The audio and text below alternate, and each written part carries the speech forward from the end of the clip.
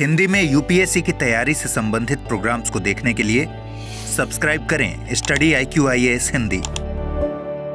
Hello everyone, welcome to study IQ IAS Hindi. This is Manish Shrivastava. जैसा कि आपको पता है, रोजाना सुबह 8 बजे एक इंपॉर्टेंट सेशन लेकर मैं आता हूं, जिसमें साइंस एंड टेक के अलग अलग टॉपिक्स को हम डिस्कस करते हैं। हमने एक चैप्टर स्टार्ट किया था जिसका नाम था एंडोक्राइन सिस्टम, जिसको अंतःस्रावी तंत्र कहा जाता है। इसको मैंने कल स्टार्ट किया था। अब इसमें मैंने आपको कुछ चीजें बताई थी कि भाई एंडोक्राइन सिस्टम जो है वो किससे मिलकर बना है। तो मिलकर बना है ग्लैंड से, मतलब कुछ ग्रंथियां हैं इसमें, और इन ग्रंथियों में हमने देखी थी कि 3 प्रकार की ग्रंथियां होती हैं, 3 प्रकार की ग्लैंड्स होती हैं। एक होती है एक्सोक्राइन, एक होती है एंडोक्राइन और एक होती है मिक्स्ड। मतलब एक होती है मिश्रित, एक होती है आपकी अंतःस्रावी और एक होती है बहिस्रावी। तो आज बेसिकली जितना भी एक्सोक्राइन वाला पार्ट है उसको हम कवर करेंगे। इससे पहले लास्ट सेशन में कुछ क्वेश्चंस थे, जिन लोगों ने आंसर्स दिए हैं वेरी गुड, सभी के आंसर सही थे। और जिन बच्चों को नहीं बने हैं वो हम थोड़ा डिस्कस करेंगे और उस चीज को जो है सॉल्व कर लेंगे। इसके अलावा कोई भी डाउट्स आएंगे इन सोशल मीडिया हैंडल पे मुझसे जुड़ सकते हैं। लेक्चर की PDF इस टेलीग्राम ग्रुप से आप डाउनलोड कर लेंगे, और भी कोई तरह के सजेशन होंगे तो वहां दे सकते हैं। देखिए, पहला क्वेश्चन मैंने दिया था कि आपको एंडोक्राइन सिस्टम और एक्सोक्राइन जो ग्लैंड्स हैं इनके बीच में अंतर बताना है। मतलब बहिस्रावी ग्रंथि और अंतःस्रावी ग्रंथियों में अगर आपसे कोई पूछे कि भाई क्या मेजर इसमें अंतर होता है, तो पहला देखिए, एंडोक्राइन ग्लैंड्स रिलीज हार्मोन। ठीक है, यही मैंने आपको बताया था कि भाई जो एंडोक्राइन होती है आपका, जिसको अंतःस्रावी कहा जाता है, उसका काम ही है हार्मोन रिलीज करना, जबकि एक्सोक्राइन ग्लैंड्स वेस्ट रिलीज करती है। तो ये स्टेटमेंट तो गलत हो गया ना, क्योंकि वेस्ट थोड़ी करती है, कोई कचरा थोड़ी निकलता, उससे भी एंजाइम निकलते हैं जो कि जरूरी होते हैं। तो पहला स्टेटमेंट तो हम किसी भी तरह से सही नहीं बोल सकते। दूसरा, endocrine glands are interconnected but exocrine glands are totally independent from each other. अब एक्सोक्राइन की बात करें तो यहाँ पे दिया है कि एंडोक्राइन ग्लैंड्स आर इंटरकनेक्टेड। तो इंटरकनेक्टेड कैसे हो सकती हैं? एंडोक्राइन ग्लैंड्स में कोई डक्ट ही नहीं होता है कि वो आपस में इंटरकनेक्टेड हो। तो ये भी स्टेटमेंट गलत हो जाता है कि एंडोक्राइन ग्रंथियां आपस में जुड़ी हुई हैं। ये कोई भी तरह से जुड़ी नहीं होती हैं, ये तो ब्लड में डायरेक्टली हार्मोन्स रिलीज करती हैं। तीसरा, endocrine glands are formed by the epithelial tissue. अब एंडोक्राइन ग्लैंड्स उपकला उत्तक से बनाई जाती हैं और एक्सोक्राइन ग्रंथियां मुख्य रूप से संयोजी उत्तक से बनी होती है। तो ऐसा कुछ नहीं होता कि एक टिश्यू से बन रहा है, एपिथेलियल से बन रहा है और एक कनेक्टिव से बन रहा है, ऐसा ही कुछ भी नहीं होता। एंडोक्राइन ग्लैंड्स आर डक्टलेस, ये बिल्कुल स्टेटमेंट सही है कि भाई एंडोक्राइन जो होती है वो वाहिनी विहीन होती है। बहिस्रावी ग्रंथियां नलिकाओं में या शरीर की सतह पर स्त्राव छोड़ती हैं। And the exocrine glands releases secretion into the ducts और the surface of the body. आज इसको मैं बहुत डिटेल में आपको समझाऊंगा भी कि अंतःस्रावी ग्रंथियां वाहिनी विहीन हो जाती हैं, लेकिन दूसरी जो है आपकी बहिस्रावी वो अपना स्त्रावन करती हैं, सीक्रेशन करती हैं। तो इसका आंसर क्या हो जाएगा? आपका डी हो जाएगा। नेक्स्ट क्वेश्चन की तरफ बढ़ते हैं। Endocrine gland is popularly termed as, endocrine अंतःस्रावी ग्रंथियों को लोकप्रिय रूप से क्या कहा जाता है? External glands, internal glands, duct glands, ductless glands. तो ये देखिए, इनको क्या कहा जाता है? डक्टलेस ग्लैंड कहा जाता है। इसका आंसर भी डी होगा। डक्टलेस का मतलब वाहिनी विहीन जो है ग्रंथियां होती, क्योंकि इनके पास डक्ट नहीं होती। इसके बाद, when a general customary function is executed by a set of organs, then it is known as, जब अंगों के एक समूह द्वारा एक सामान्य प्रथागत कार्य निष्पादित किया जाता है तो इसे क्या कहा जाता है? इसे सिस्टम कहा जाता है। तो बेसिकली हम किस सिस्टम को डील कर रहे हैं? एंडोक्राइन सिस्टम, जो कि एंडोक्राइनोलॉजी के अंदर आता है। बेसिकली आज हम जो है देखेंगे कि भाई जो एंडोक्राइन सिस्टम है इसका एक पार्ट है जिसमें क्या आता है? Exocrine glands. एक्सोक्राइन ग्लैंड्स पे हमारा पूरा का पूरा फोकस होगा। तो ऐसे ही हम मिक्स ग्लैंड्स भी पढ़ेंगे, एंडोक्राइन ग्लैंड्स भी बहुत सारे हैं, मैंने आपको कुछ एग्जांपल्स पिछले क्लास में बताए थे। तो आज हमारा फोकस किस पे होगा कि जो बेसिकली एंजाइम्स रिलीज करते हैं, किसकी मदद से? डक्ट की मदद से। और किस में रिलीज करते हैं? स्पेसिफिक साइट पर। मतलब इनका सीधा सीधा सा मतलब ये हुआ कि इनसे जो भी रिलीज होता है वो कहीं पर भी रिलीज नहीं हो जाता है। मतलब ब्लड में कहीं पे भी रिलीज नहीं होगा, इनका कनेक्शन ब्लड के साथ कभी नहीं होगा। ये ब्लड के साथ कभी नहीं मिलेंगे, रक्त के साथ कभी संपर्क में नहीं आएंगे। स्पेसिफिक साइट का मतलब है कि जहां इनकी जरूरत होती है वहीं आता है। जैसे हमारी आंखों से आंसू निकलते हैं, तो आंसू हमारे कहीं और से नहीं निकलेंगे, हमारे कान से वैक्स निकलता है तो वो कहीं और से नहीं निकलेगा। ऐसी कुछ चीजें होती हैं जो आपकी ये पर्टिकुलर जगह पर ही रिलीज करता है, ब्लड में कभी कांटेक्ट में नहीं आता है, एंजाइम्स के फॉर्म में रिलीज होता है, और एक इनके लिए एक निर्धारित रास्ता होता है जिसको वाहिकाएं कहा जाता है या डक्ट कहा जाता है। तो ये डक्ट होता है, ये डक्टलेस होता है। तो आज इसको ही हमें डील करना है। तो आज हमारा पूरा का पूरा फोकस होगा एक्सोक्राइन के ऊपर। इनके ऊपर डक्ट्स होती हैं जो different parts of the body को लेकर जाती हैं, जिसमें सबसे बड़ा लिवर भी है, लिवर को भी समझेंगे। उसके बाद एंडोक्राइन के बारे में हम देखेंगे। हार्मोन्स और एंजाइम्स में मैंने अंतर बता दिया था। एंजाइम्स का मोस्टली रिलेशन किससे है? तो बहिस्त्रावी ग्रंथियों से। तो आज हम इन एंजाइम्स के बारे में देखेंगे कि कौन कौन सी ग्लैंड से कौन कौन से एंजाइम्स निकलते हैं। तो एक्सोक्राइन ग्लैंड्स जो हैं ये बेसिकली बहुत सारी ग्लैंड्स हैं। इनमें इनमें क्या होता है, डक्ट का इस्तेमाल किया जाता है। स्वेट जैसे हमारा पसीना आना, सेबेशियस, सलाइवरी, मेमोरी, ये सारी चीजें किसमें हैं? एक्सोक्राइन ग्लैंड्स में है। में डक्ट का इस्तेमाल किया जाता है। ये डक्टलेस नहीं होते हैं, इनके पास एक रास्ता होता है। तो देखिए हम पढ़ेंगे, बहुत सारी ग्लैंड्स होती है हमारे शरीर में। सबसे पहले हम हमारे ईयर की बात करते हैं, मतलब कानों की बात करते हैं। हमारे कान में एक ग्लैंड होती है जिसको कहा जाता है सेरुमेन ग्रंथि। इसको सेरुमेन ग्लैंड कहा जाता है। इससे क्या आता है? तो इससे कानों में वैक्स आता है। देखा होगा बेसिकली ये वैक्स कई बार जब कोई पानी में डूबता है तो ये वैक्स जो है उसको कानों में पानी में जाने से बचाता भी है। तो ये वैक्स हमारे लिए कई जगहों पे यूजफुल भी होता है।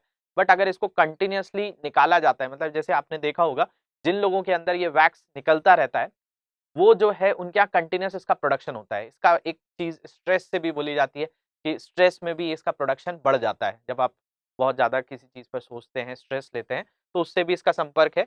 लेकिन ये एक तरीके की ग्लैंड है जो आपके कानों में होती है। अब ये जो कान का वैक्स है वो आपको कहीं पर भी नहीं बन जाएगा।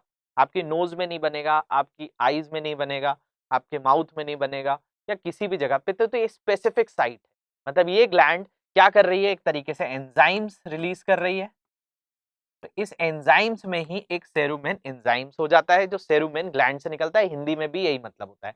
ऐसे ही हमारी आंखों में भी दो ग्लैंड्स होती हैं। आंखों के ऊपरी हिस्से में एक ग्लैंड होती है जिसको लैक्रिमल ग्लैंड कहा जाता है। को लैक्रिमल ग्रंथि कहा जाता है। और बेसिकली यहाँ से ये बेसिकली कई जो चीजें होती हैं, मतलब ये आईज के ऊपर होती है एक ग्लैंड, और इससे कई तरह के जो है एंजाइम्स रिलीज होते रहते हैं। तो इसमें जो है अगर हम देखेंगे तो हमारी आंखों से लाइसोजाइम निकलता है। मतलब हमारी आंखों में एक तरीके से लाइसोजाइम होता है एंजाइम। तो लाइसोजाइम जो होता है बैक्टीरिया को किल करने में मदद करता है। तो बेसिकली जब हमारी आंखों से आंसू निकलते हैं तो हमारे फेस पर एक ग्लो आ जाता है, क्योंकि लाइसोजाइम जो है वो एक एंजाइम है जो बेसिकली बैक्टीरियाज को, कई तरह की चीजों को ये किल करता है। तो ये एक तरीके से कहाँ से निकलता है? लैक्रिमल ग्लैंड से निकलता है। ऐसी आंखों के नीचे भी एक ग्लैंड होती है, ग्रंथि होती है। क्योंकि अभी हम क्या पढ़ रहे हैं? हम एक्सोक्राइन ग्लैंड पढ़ रहे हैं। तो एक्सोक्राइन ग्लैंड की एक बेसिक क्या नीड है जो मैंने आपको पहले से बताई कि भाई एक्सोक्राइन ग्लैंड होगा तो उससे क्या निकलेगा?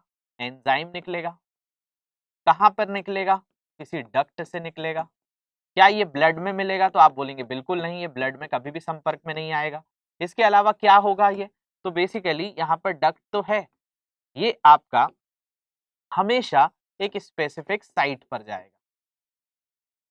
स्पेसिफिक साइट का मतलब एक विशिष्ट स्थान पर मिलेगा, रक्त के संपर्क में कभी नहीं आएगा, एक वाहिका के तहत करेगा, और इससे क्या निकलेगा? एंजाइम निकलेगा। इसी को हम क्या कह रहे हैं? बहिस्त्रावी ग्रंथि। तो बहिस्त्रावी ग्रंथि के ये कुछ लक्षण हैं। तो हमने सबसे पहले कानों में देखा, तो कानों से निकलता है। फिर लैक्रिमल से आपके आंसू लाइसोजाइम निकलता है। ऐसी आंखों के नीचे की ओर देखेंगे तो यहाँ पर भी एक ग्रंथि होती है, इसको मीबोमियल ग्लैंड कहा जाता है। हिंदी में भी यही नाम चलते हैं, मीबोमियल ग्लैंड होता है। इससे क्या निकलते रहते हैं?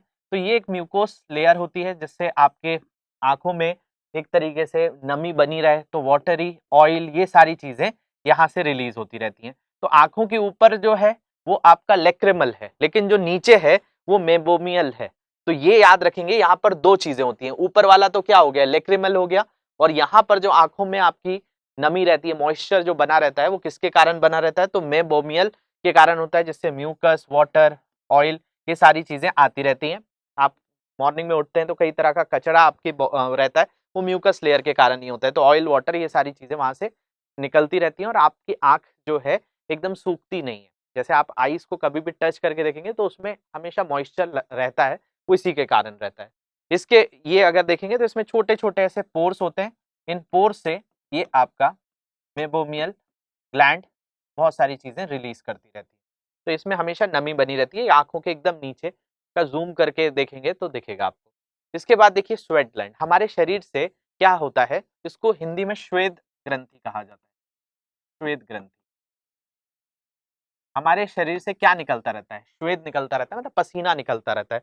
तो बेसिकली हमारी स्किन में अगर हम देखेंगे तो कई तरह की चीजें होती हैं, जैसे हेयर्स निकलते हैं, हमारी बॉडी में कई तरह के पोर्स भी होते हैं, ऐसे छोटे छोटे रास्ते होते हैं जिनसे ये चीजें निकलती है। डर्मिस जो स्वेट ग्लैंड्स होती हैं, ये कई तरह की श्वेत ग्रंथियां होती हैं, जैसे पसीना हमारी बॉडी से निकलता है, सेबेशियस पसीना, और एक तेलीय जो चीज होती है, मतलब कई ऑयली जो पार्ट निकलता है वो उससे निकलता रहता है, तो वो भी एक ग्लैंड है। तो पसीना आपको ब्लड नहीं निकल कर आता, अगर आपकी आंखों से आंसू आ रहे हैं तो उसमें ब्लड नहीं आ रहा है, आपके कानों से अगर वैक्स निकल रहा है तो उसमें ब्लड नहीं आ रहा है, तो एक्सोक्राइन की सारी चीजें वहां पर सेटिस्फाइड हो रही है। इसके बाद अगर हम देखें सलाइवरी, जिसको लार ग्रंथि कहा जाता है, इंग्लिश में इसको सलाइवरी ग्लैंड कहा जाता है। तो यहां से आपकी बॉडी में क्या निकलता रहता है, सलाइवा निकलता रहता है। इस सलाइवा में भी बैक्टीरिया को किल करने की जो है एक क्षमता होती है, इसलिए आप जो भी भोजन खाते हैं उसका डाइजेशन माउथ से ही स्टार्ट हो जाता है, मतलब कार्बोहाइड्रेट का माउथ से ही डाइजेशन चालू हो जाता है। ये मैंने डाइजेशन वाले चैप्टर में भी पढ़ाया था कि यहाँ से आपके क्या निकलते रहते हैं, लार निकलती रहती है। कुछ अच्छा खाने को दिख जाता है तो आपके मुंह में लार आती है, वो कैसे आ जाती है, वो यहीं से आती है। सब मैंडुलर ग्लैंड होती है, पैरेटॉइड ग्लैंड होती है और सब लिंगुअल ग्लैंड होती है, इन्हीं को कंबाइनली सलाइवरी ग्लैंड कहा जाता है या लार ग्रंथियां कहा जाता है। तो अब इसमें भी कहाँ ब्लड आता है, आपके मुंह में पानी आता है, ब्लड नहीं आता है, वो ब्लड के संपर्क में नहीं आता है, तो समझिए इस चीज को। इसके बाद देखिए गैस्ट्रिक ग्लैंड। अब याद करिए जब मैंने आपको डाइजेस्टिव सिस्टम पढ़ाया था, बहुत सारे एंजाइम्स पढ़ाए थे, कहीं लाइपेज पढ़ाया था, एमाइलेज पढ़ाया था, ट्रिप्सिन पढ़ाया था, पेप्सिन पढ़ाया था, रेनिन पढ़ाया था, ऐसे कितने सारे एंजाइम्स पढ़ाए थे। तो गैस्ट्रिक ग्लैंड भी क्या करती हैं, एंजाइम्स रिलीज करती हैं। अगर मान लिया जाए किसी को वॉमिटिंग हो जाती है, तो वॉमिटिंग होने पर उसका ब्लड थोड़ी निकलता है, जो भी पेट में एसिड आया था, जो एंजाइम्स आए थे, वही बाहर निकल कर आ जाते हैं। तो हमारी बॉडी के अंदर ये बहुत सारी चीजें, गैस्ट्रिक जूसेस देखेंगे तो म्यूकिन होता है, आपका हाइड्रोक्लोरिक एसिड है, पेप्सिनोजेन है, लाइपेज, गैस्ट्रिन, ये सारी चीजें आपके जो है स्टमक की लेयर से निकलती रहती हैं। लेकिन ये भी क्या है, ग्लैंड्स हैं जो स्पेसिफिकली चीज एंजाइम्स को रिलीज करती है, ना कि आपका किसी भी तरह के हार्मोन रिलीज होते हैं। तो गैस्ट्रिक ग्लैंड्स भी हो जाती हैं। इसके अलावा म्यूकोसा या म्यूकस ग्लैंड्स होती हैं। हमारे शरीर में हर जगह एक तरीके से मॉइस्चर बना रहे, मॉइस्चर बना रहे मतलब नमी बनी रहे। इस नमी को मेंटेन करने के लिए क्या होता है, म्यूकस बनता रहता है। हमारी नोज के अगर देखेंगे सरफेस में तो म्यूकस होता है, हमारी फूड पाइप के अंदर म्यूकस होता है, हमारी स्टमक के अंदर जो है एक परत बनी होती है म्यूकोसा की, हमारी जो आते हैं इंटेस्टाइन है उसमें रहती है, तो म्यूकोसा ग्लैंड इनको रिलीज करती है, लेकिन ये किसी भी तरह से ब्लड के कांटेक्ट में नहीं आती। इसके बाद अगर हम देखें तो सबसे बड़ा जो हीरो है पूरी ग्लैंड्स में, एक्सोक्राइन ग्लैंड्स। एक्सोक्राइन ग्लैंड्स में अगर आपसे पूछा जाए कि भाई सबसे बड़ी ग्लैंड बॉडी की कौन सी है, तो आप बताएंगे कि भाई लिवर है। लिवर को ही क्या कहा जाता है, यकृत कहा जाता है। तो लिवर जो है लार्जेस्ट ग्लैंड है आपकी बॉडी की, मतलब सबसे बड़ी ग्लैंड कौन सी, तो आप बता देंगे कि भाई लिवर है। फिर आपसे पूछ लिया जाए सबसे बड़ी एक्सोक्राइन ग्लैंड कौन सी है, तब भी आप लिवर ही बोलेंगे, यकृत ही बोलेंगे। तो याद रखेंगे सबसे बड़ी ग्लैंड जो है वो आपकी यकृत है, और इससे जो है आपकी बहुत सारी चीजें होती हैं। ये एक तरीके का आपके राइट साइड बॉडी में ये लिवर होता है, और लिवर के अंदर एक खास चीज है, इसके अंदर सेल डिवीजन इतना तेज होता है कि अगर किसी का लिवर डैमेज हो गया है तो अपने आप रिकवर भी हो जाता है, बहुत जल्दी ये बन भी जाता है। लिवर ट्रांसप्लांट भी होते हैं, लेकिन उसमें कई तरह के कॉम्बिनेशंस बनने चाहिए। तो लिवर सबसे बड़ी एक्सोक्राइन ग्लैंड है। तो एक्सोक्राइन ग्लैंड मतलब एंजाइम रिलीज करती होगी, लेकिन एंजाइम्स के साथ साथ बहुत सारे काम है। ध्यान से समझ लीजिए एक एक फंक्शन को। सबसे पहले अगर हम बात करें, इसका काम है डिटॉक्सिफिकेशन का। डिटॉक्सिफिकेशन का मतलब कि आपने कोई भी चीज खाई है तो उस चीज को, अगर जैसे कोई नशीला पदार्थ है तो उस नशीले पदार्थ को कम नशीले पदार्थ में परिवर्तित करने का काम किसका है? यकृत का है, लिवर का है। तो हम कोई भी चीज खाते हैं तो उसको डिटॉक्सिफाई करना, मतलब उसमें से जो भी खराब चीजें उनको बाहर निकालना, वो कौन करता है? तो लिवर करता है। तो अगर किसी ने ड्रग लिया है, अल्कोहल लिया है, तो उसका कहाँ सैंपल ढूंढना चाहिए? तो उसके लिवर में ढूंढना चाहिए, तो पता चल जाएगा कि उसने ऐसी चीजें कंज्यूम करी है। जैसे कि अगर किसी का डेथ हो जाती है तो विसरा रिपोर्ट मंगाई जाती है। विसरा रिपोर्ट जो भी लिवर के पास डिटॉक्सिफिकेशन, अगर किसी ने इसको जहर दिया है, इसने कोई नशीली चीजें ली हैं, तो वो वहां से कंफर्म कर ली जाती है। इसके अलावा इसमें फैटी एसिड्स भी होते हैं, इसमें स्टेरॉइड भी होता है, स्टेरॉइड हार्मोन्स, इनको भी ये डिटॉक्सिफाई करता है। ये अमोनिया को यूरिया में बदलता है, जो मैंने आपको बताया ही था पहले। इन्वायरमेंटल टॉक्सिन और एलर्जेंस भी होते हैं यहाँ पे। इसके अलावा ये कन्वर्जन भी करता है T4 का T3 में। अब ये T4 T3 क्या होता है? ये एक तरह के हार्मोन होते हैं जो हमारे बॉडी को, मेटाबॉलिज्म, थायराइड में पढ़ते हैं हम इसको, तो ये कन्वर्जन करता है T4 का T3 में। इसके अलावा ये फैट को डिटॉक्सिफाई करता है, मतलब जो फैट हमारी बॉडी में बना है उसको डिटॉक्सिफाई करता है, कोलेस्ट्रॉल में कन्वर्ट करता है। इसके अलावा ये इम्यून सिस्टम से भी जुड़ा हुआ काम है। इसके पास कई तरह के वायरस और पैथोजेंस होते हैं जो लड़ता है। Maintenance of the hepatic and portal Wien.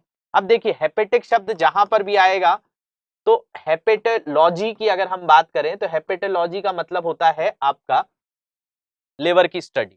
आपने सुना होगा बच्चों को हेपेटाइटिस बी के इंजेक्शन दिए जाते हैं, मतलब जैसे ही बच्चे का बर्थ होता है तो कुछ वैक्सीन्स होती हैं जो दी जाती हैं, जैसे बीसीजी की वैक्सीन दी जाती है, ओपीवी दिया जाता है। उसी समय जो है बच्चे को हेपेटाइटिस बी भी दे दिया जाता है, जब बच्चे का वैक्सीन प्रोग्राम के अंदर जो है बहुत सारी चीजें होती हैं, जैसे ही बर्थ होता है वैसे ही वैक्सीन दी जाती है। फिर 6 सप्ताह में दी जाती है, फिर 10 सप्ताह में दी जाती है, 14 सप्ताह में दी जाती है।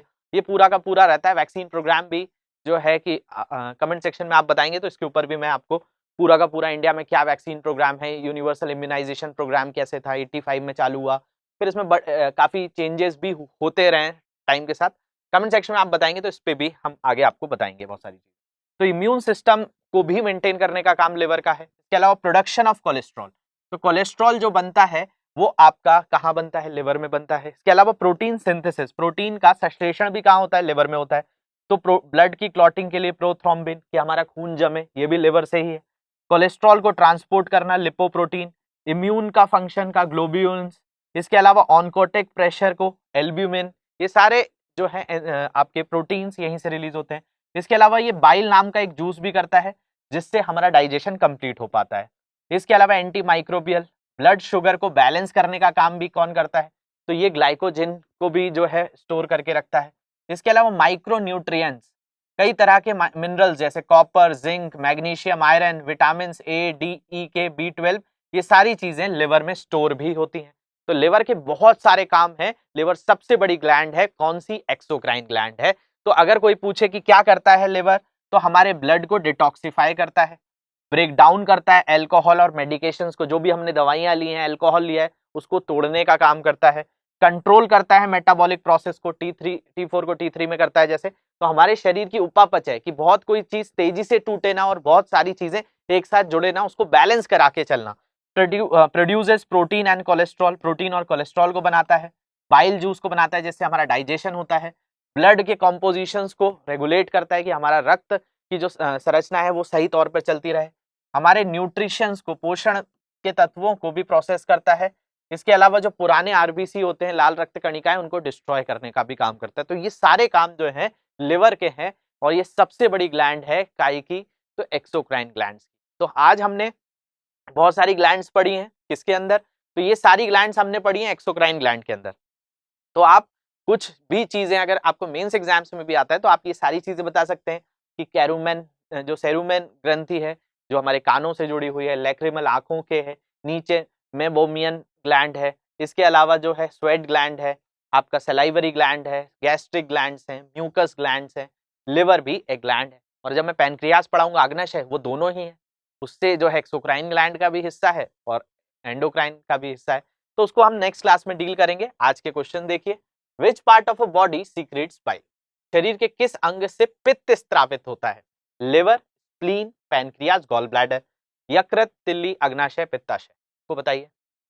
ये तो बहुत आसानी है, लेकिन आंसर सभी करिएगा। Which of the given gland is a ductless gland? शरीर में किस अंग से पित्त स्रावित होता है?